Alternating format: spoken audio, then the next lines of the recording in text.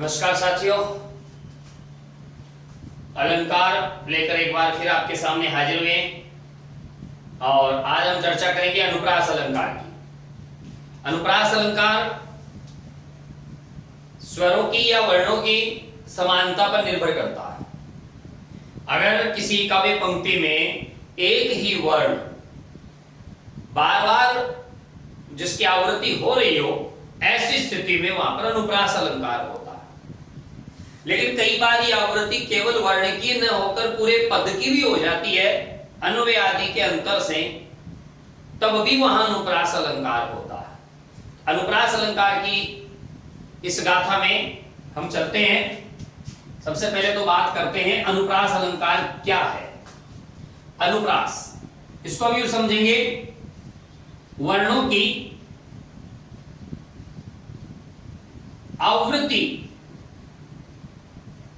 आवृत्ति का मतलब हम समझते हैं दोहरान। वर्णों की आवृत्ति होने पर अनुप्रास अलंकार होता है।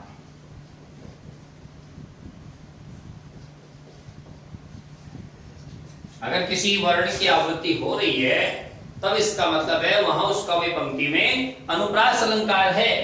जैसे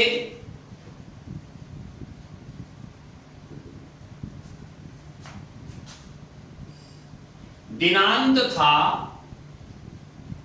थे दिननाथ डूबते। दिनांत था थे दिननाथ डूबते। यहां पर आप देख सकते हैं ये भी तय वर्ग का अक्षर है। ये जो मैं अंडरलाइन कर रहा हूं सब के सब तय वर्गीय वर्ण हैं। तो इसका मतलब है यहां पर तय वर्गीय वर्णों की आवृत्ति भी, और जहां किसी वर्ण की आवृत्ति हो रही हो वहां पर अनुप्रास अलंकार होता है। अनुप्रास अलंकार को 5 भागों में बांटा गया है।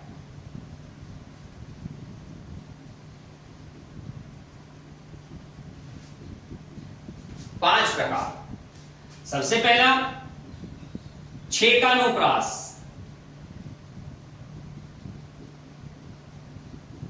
छेकानुप्रास अलंकार हम इसको यूं भी समझ सकते हैं सामान्य भाषा में, छेक यानी एक, एक बार अगर किसी वर्ण की आवृत्ति हो रही हो तो वहां पर छेकानुप्रास अलंकार होता है। हम इसको किसी वर्ण की आवृत्ति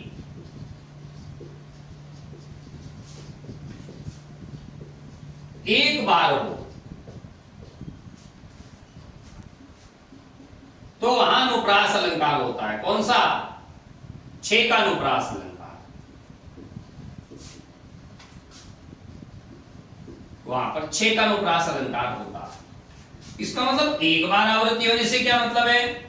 एक बार आवृत्ति होने से मतलब यह है कि वहां पर एक तो मुख्य और एक आवृत्ति, कुल मिलाकर एक वर्ण अगर 2 बार आए, आवृत्ति का मतलब दोहरान, दोहरान का मतलब 2, एक बार आवृत्ति का मतलब हो गया कि वो वर्ण कम से कम 2 बार आए, 2 बार ही आए, क्योंकि 2 से तीसरा होते ही अनुप्रास का प्रकार बदल जाएगा। तो पहला छेकानुप्रास अलंकार, किसी भी वर्ण की एक बार आवृत्ति होने से छेकानुप्रास होता है। एक उदाहरण है कानन कठिन भयंकर भारी। ये पंक्ति है, इसमें आप देखिएगा क्रम का विशेष ध्यान रखिएगा। ये पहला अक्षर है इस शब्द का, तो इसका भी क पहला अक्षर है। ये मुख्य था और ये आवृत्ति हो गई। अब आप देख सकते हैं कि आवृत्ति कितनी बार हुई है? एक बार। ऐसे ही ये न अंतिम है और ये न भी अंतिम है, तो इसकी आवृत्ति भी एक बार हुई। फिर आगे चलते हैं भय, ये पहला अक्षर है और भय ये भी पहला अक्षर है, और दोनों की अगर आवृत्ति की बात की जाए ये तो हो गया मुख्य और ये हो गई इसकी आवृत्ति। आवृत्ति कितनी बार हुई? एक बार। ये तो भय तो मुख्य है, किसी वर्ण की एक बार आवृत्ति हो। फिर यहां देखिए ये रे, ये अंतिम है और ये रे, ये भी अंतिम है। ये हो गया मुख्य वर्ण और ये हो गई स्वर्ण की आवृत्ति। तो कितनी बार हुई आवृत्ति? एक बार। एक बार आवृत्ति होने से यहां पर कितनी जगह छेकानुप्रास अलंकार है? यहां पर 4 जगह छेकानुप्रास अलंकार है। क एक, न दो, एक कै में, एक न में, एक भय में और एक र में। इस एक उदाहरण में 4 जगह छेकानुप्रास अलंकार है। इसलिए यहां पर हम आसानी से देख सकते हैं कै की आवृत्ति भी एक बार हुई है, न की भी, भय की भी और र की भी। और जिस क्रम में पहले शब्द में है उसी क्रम में बाद वाले शब्द में आवृत्ति हुई है। तो इसका मतलब है अगर किसी वर्ण की एक बार आवृत्ति होती है तो वहां पर छेकानुप्रास अलंकार होता है। हरिवंश राय जी की एक पंक्ति है, मैं जग जीवन का भार लिए फिरता हूं, फिर भी जीवन में प्यार लिए फिरता हूं। मैं जग जीवन का भार लिए फिरता हूं, फिर भी जीवन में प्यार लिए फिरता हूं। यहां पर देख सकते हैं जय एक और ये जय एक, ये हो गया मुख्य और ये हो गई इसकी आवृत्ति। तो इसका मतलब है एक बार आवृत्ति होने से यहां पर भी छेकानुप्रास अलंकार है। अलंकार बहुत ही छंद अलंकार, इनको आप गणित की तरह बिल्कुल सीधे तरीके से समझने की चेष्टा करते हैं, बहुत ही सरल होते हैं ये। तो आसानी से हम पता लगा सकते हैं कि उसमें कितने वर्णों की आवृत्ति हुई है या एक वर्ण की कितनी बार आवृत्ति हुई है। एक बार आवृत्ति होने का मतलब है वहां पर छेकानुप्रास अलंकार है। ये तो था पहला। अब छेकानुप्रास के बाद हम बात करेंगे वृत्त्यनुप्रास, जो कि दूसरे नंबर का अनुप्रास है। कुल होते हैं 5। तो दूसरा है वृत्त्यनुप्रास। तो किसी वर्ण की आवृत्ति एक से अधिक बार हो, एक से अधिक बार हो तो वहां वृत्ति अनुप्रास अलंकार होता है। इसको आप अलग करके भी लिख सकते हैं और एक साथ भी लिख सकते हैं। वृत्ति अनुप्रास कह दिए, चाहिए संधि करके वृत्ति अनुप्रास अलंकार कह दीजिए। ध्यान दीजिए, छेकानुप्रास में एक बार आवृत्ति हुई थी, अब हमें एक से ज्यादा बार का ध्यान रखना है। 3 बार भी हो सकती है, 2 बार भी हो सकती है। उदाहरण के तौर पर अगर हम इसका उदाहरण लिखते हैं तो देखिए,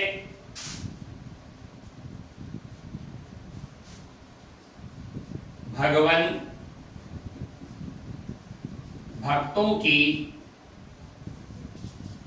भयंकर भूरी भीति भगाइए। भगवान भक्तों की भयंकर भूरी भीति भगाइए। तो आप यहां देखिए, भ एक, ये तो हो गया मुख्य, इसको आवृत्ति में नहीं काउंट करेंगे। भ एक, फिर ये भी एक, ये रहा एक, ये और एक ये। तो ये हो गया 1 2 3 4 5, 5 बार आवृत्ति हो गई भय की। और एक विशिष्ट बात और देखिए कि सब में भ प्रथम अक्षर है, सब में भ प्रथम अक्षर है। तो इसका मतलब है अगर इसकी बात करेंगे तो यहां पर आवृत्ति 1 प्लस है, 2 भी है, 3 4 5 बार है। तो इस उदाहरण में वृत्त्यनुप्रास अलंकार है। इसमें 2 शब्द ऐसे हैं जहां छेकानुप्रास भी है, भूरी भीति। देखिए, भयंकर भूरी, इसमें र आखिरी अक्षर है, इसमें भी र आखिरी अक्षर है और एक ही बार आया है। तो यहां पर छेकानुप्रास भी हो सकता है, लेकिन अगर पूरी पंक्ति देकर प्रश्न पूछा जाए तो हम बताएंगे कि यहां पर वृत्त्यनुप्रास अलंकार है। तो ये था वृत्त्यनुप्रास अलंकार, बहुत ही सरल, बहुत ही आसान। अब हम बात करेंगे तीसरे अलंकार की, अनुप्रास की, क्रम संख्या 3। ये है अंत्यानुप्रास अलंकार।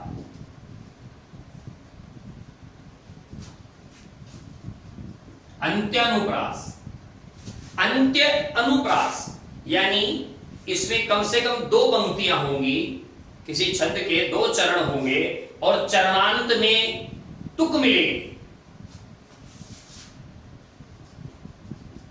चरणांत में तुक मिलने अर्थात 2 चरणों के अंतिम स्वर समान हो तो वहां अंत्यानुप्रास अलंकार होता। इसका मतलब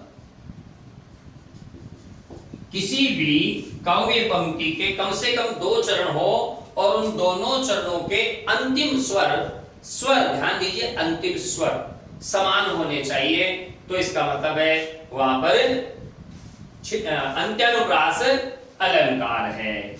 जैसे कोई भी एक हम पंक्ति काव्य पंक्ति लेते हैं तो उस काव्य पंक्ति को चौपाई ले लेते हैं। मान लीजिए जैसे ये ले चौपाई ले ली, रघुकुल रीत सदा चली आई,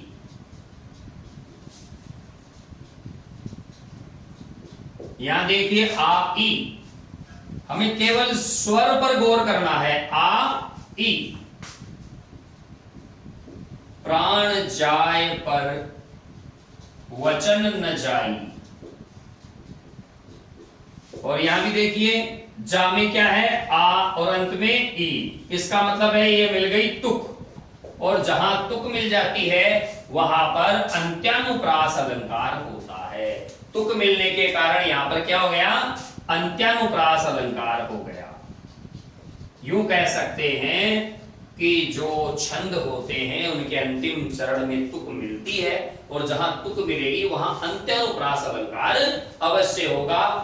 रहीमन पानी राखिए बिन पानी सब सून, बिन पानी सब सून, पानी दे ना उबरे मोती मानस चून। अब आप देखिए सु में उ है, न में ए है, अंतिम स्वर ये हो गए। इसमें च में भी उ है, न में ए है, दोनों के अंतिम स्वर मिल गए। अंतिम स्वर जब मिल जाते हैं तो इसका मतलब है वहां पर अंत्यानुप्रास अलंकार होता है। तो अंत्यानुप्रास अलंकार में चरण के अंत में तुक मिलती है, अंतिम स्वर समान होते हैं, तब वहां पर अंत्यानुप्रास अलंकार होता है। अनुप्रास अलंकार बहुत सरल अलंकार है, बहुत ही अच्छे तरीके से हम इसको समझ सकते हैं। तो अंत्यानुप्रास अलंकार के बाद चौथे क्रम पर आता है श्रुत्यानुप्रास। श्रुत्यानुप्रास ये क्या कहता है, इसका मतलब है कि एक ही वर्ग या उच्चारण स्थान के वर्णों की आवृत्ति होने पर श्रुत्यानुप्रास अलंकार होता है। आप इस प्रकार से इसको समझ लीजिए कि अगर एक काव्य पंक्ति में एक ही उच्चारण स्थान वाले वर्ण आ रहे हैं बार बार, तो वहां पर श्रुत्यानुप्रास है। यानी हमें ध्यान रखना है कि कोई काव्य पंक्ति है, उस काव्य पंक्ति में क वर्ग के सारे अक्षर हो, क ख ग घ घ में से सारे अक्षर हो, या च वर्ग के सारे अक्षर हो, या फिर तय वर्ग के सारे अक्षर हो। ऐसी स्थिति अगर आती है, एक ही उच्चारण स्थान या एक ही वर्ग के अक्षर उसमें आते हो, बार बार रिपीट हो रहे हो, आवृत्ति हो रही हो, तो वहां पर श्रुत्यानुप्रास अलंकार होता है। इसका हमें ध्यान रखना है। जैसे मैं पंक्ति लिखता हूं, तुलसीदास सिदत निस दिन,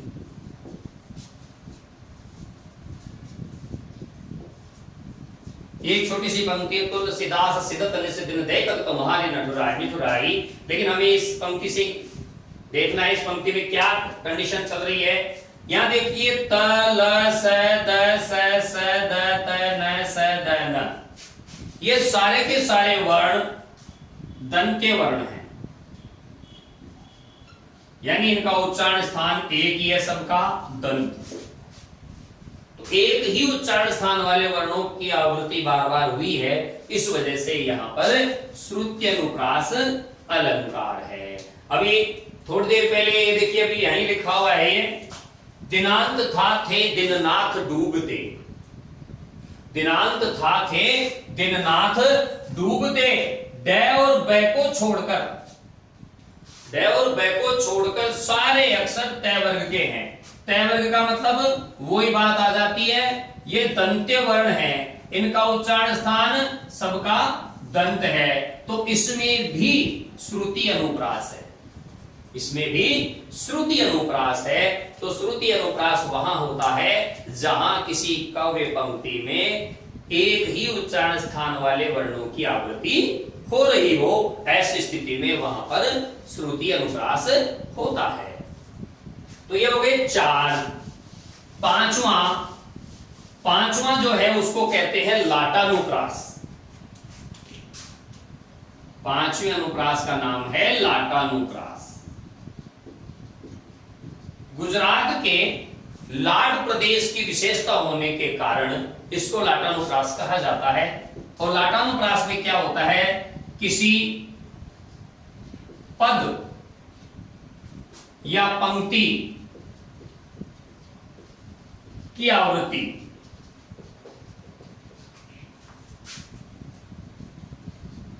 अन्वय आदि के अंतर से हो तो वहां लाटानुप्रास होता है।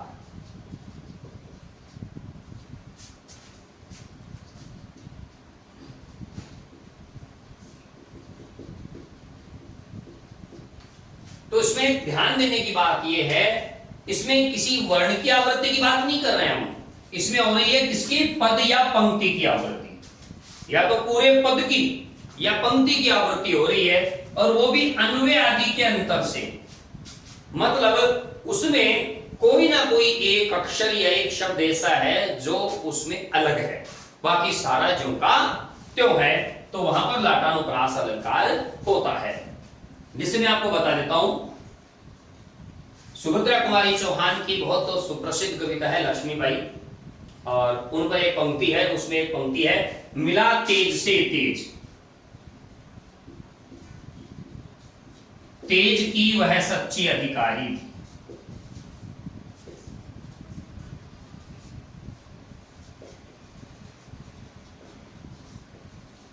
मिला तेज से तेज, तेज की वह सच्ची अधिकारी थी। अब इसमें आप देखिए, तेज से जाकर मिल गया, तो इसमें तो हो गया कर्ण कारक, तेज जाकर मिल गया, ये हो गया कर्ता कारक, तेज की ये हो गया इसमें संबंध कारक। तो इसका मतलब है एक ही पद की आवृत्ति हो रही है, ये पद है, ये भी पद है और ये भी पद है, एक पद की आवृत्ति हो रही है, लेकिन अन्वय आदि के अंतर से यहां पर तेज कर्ण कारक हो गया, यहां कर्ता है, वहां संबंध कारक है। तो इसका मतलब अन्वय के अंतर से, किसी न किसी विशिष्ट चिन्ह के अंतर से जब किसी पद या पूरी पंक्ति की आवृत्ति हो जाती है, तब वहां पर लाटानुप्रास होता है। इसमें हुई है पद की आवृत्ति, तो वाक्य के पद होते हैं उसकी आवृत्ति हुई है इसमें। अब आपको मैं पूरी काव्य पंक्ति की आवृत्ति बताता हूं, ताकि दोनों में अंतर आसानी से समझ में आ जाए। पंक्ति की आवृत्ति,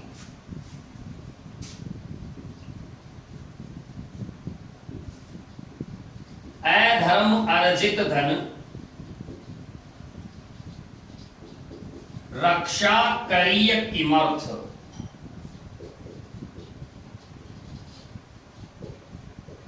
ध्यान दीजिएगा, अधर्म अर्जित धन रक्षा करिय किमर्थ, ये पंक्ति दोबारा लिखी जाएगी, केवल एक अक्षर, ए की जगह से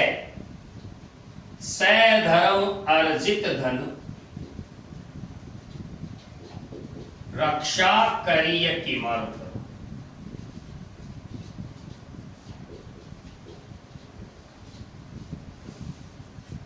तो यहां पर देखिए केवल ए और से का अंतर है, लेकिन अर्थ का अंतर तो हो ही गया।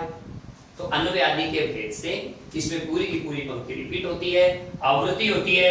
अधर्म अर्जित धन, अगर आपने धन बिना धर्म के कमाया है, अधर्म पाप से कमाया है, तो उसकी रक्षा करने की आवश्यकता नहीं है, क्योंकि पाप का धन हमेशा नष्ट होता है। स धर्म अर्जित धन रक्षा करिए किमर्थ, अगर आपने धन धर्म से कमाया है, पुण्य से कमाया है, सही तरीके से कमाया है, मेहनत से कमाया है, तो उसकी रक्षा की आवश्यकता नहीं है, क्योंकि धर्म के धन पर कोई आंच नहीं आती है, वो आपका है। तो अंतर बहुत सारा हो गया। तो ये है 5वां लाटानुप्रास। तो आज की वीडियो में बस इतना ही। हमारा ये वीडियो आपको कैसा लगा कमेंट बॉक्स में आप जरूर सूचित कीजिएगा, और सब्सक्राइब कीजिएगा हमारा YouTube चैनल हिंदी नवगुरु, और अधिकाधिक शेयर भी कीजिएगा, और बेल आइकन दबाना न भूलिएगा। जय हिंद, जय भारत।